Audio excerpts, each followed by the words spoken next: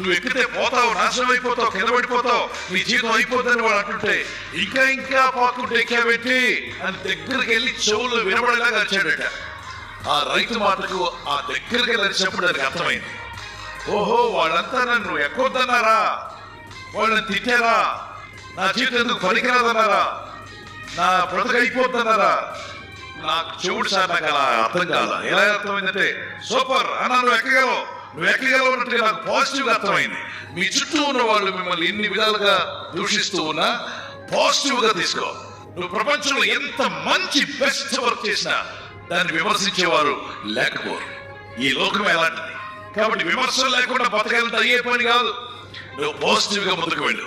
నువ్వు ఫలించలేవు అన్నట్లయితే నేను ఫలిస్తాను. మీరేమీ చేయలేరు, నేను సమస్తం చేయగలుగుతాను. మీరు పైకి రాలేరు, నా దేవుడు పైకి తెస్తాడు. మీరు అభివృద్ధి చెందలేరు, నా దేవుడు నాకు అభివృద్ధిని ఇస్తాడు. పాజిటివ్ గా తీసుకో.